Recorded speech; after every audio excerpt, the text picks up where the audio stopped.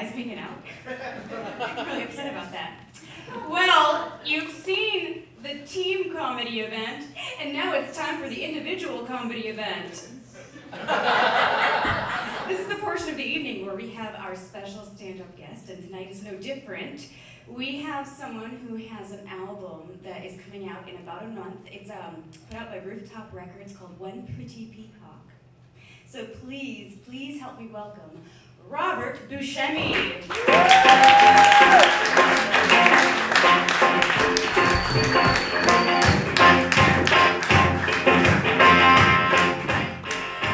Hello.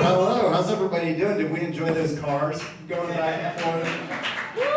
That's old school showbiz right there, baby. Straight up Shakespeare era. Sophistication, it's the best.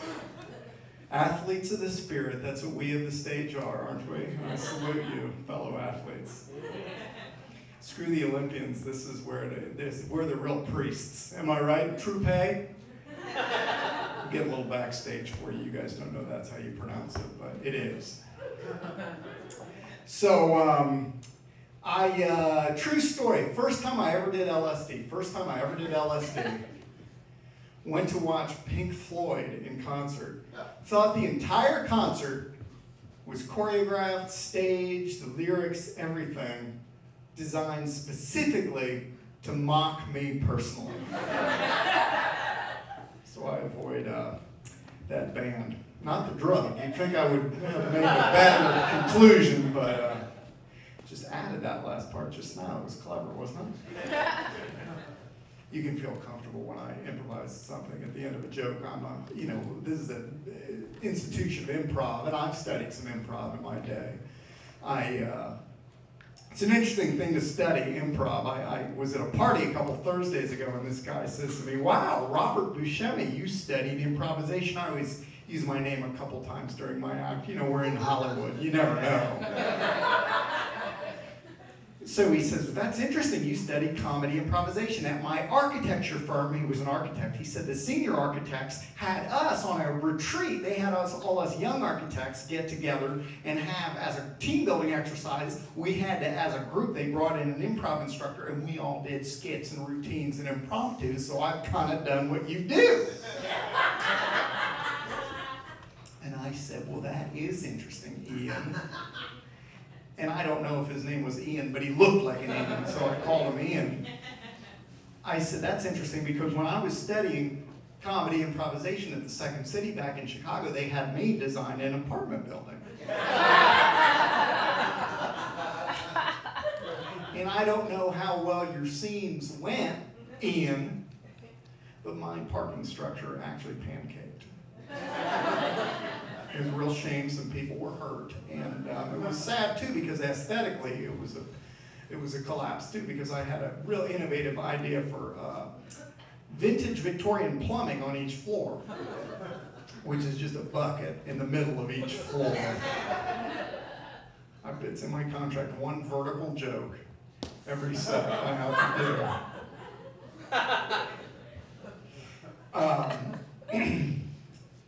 So a friend of mine posts online the other day, says, "If anybody knows of any jobs of any kind, you let me know." And some time passed, nobody said anything. Finally I said, "I don't know, some people are dentists."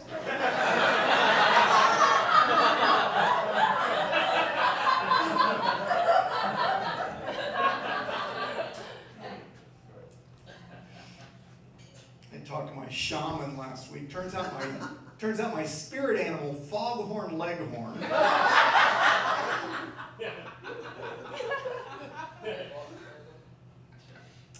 So I saw this bumper sticker. You guys may have seen this one the other day. It's real clever. It was a bumper sticker. So it said, "My other car is a motorcycle." That's cute. You know, I thought it was very clever. My other car is a motorcycle, but this bumper sticker was actually on a motorcycle. So it's like, WTF, you know, a little thought bubble came up. And then And then I noticed there was a second bumper sticker below that one, kind of explained the first one and said, oops, I made a mistake on that first bumper sticker. You know, my other car is just my car. You know, this clearly is my motorcycle. Sorry, I didn't mean to waste your time. And a motorcycle doesn't even really have a bumper. So these bumper stickers are wrapped around the rear tire. So I'm reading them like this. And the motorcycle was parked, but I was on a little pogo stick.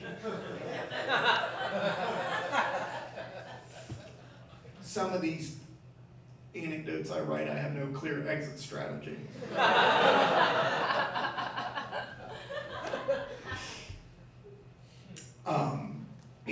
Nothing says we disapprove of this pregnancy like a Subway sandwich platter at the baby shower.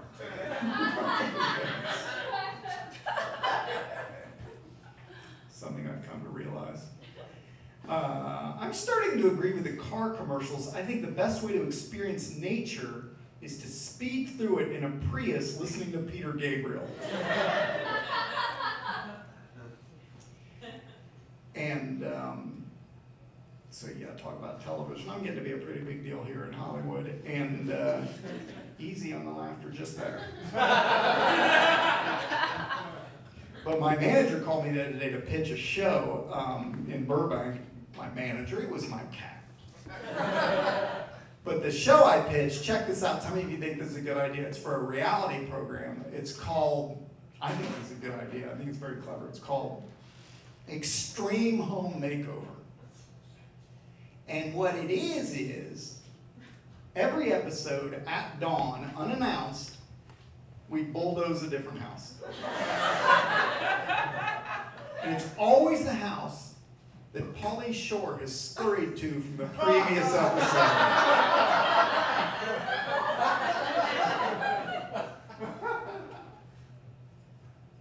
So I think it's going to be a good job, a good idea for a show. And who do I run to in the parking lot? It was over there at the Universal Sony Cartoon Network shopping home studios.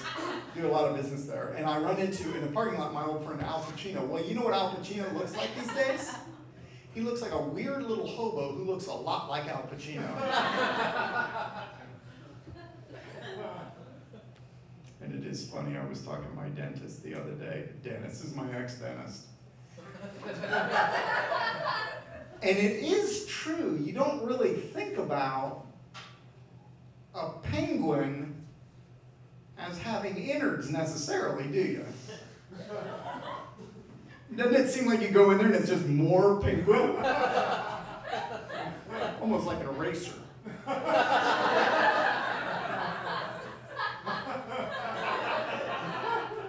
But you'll find it's not the case.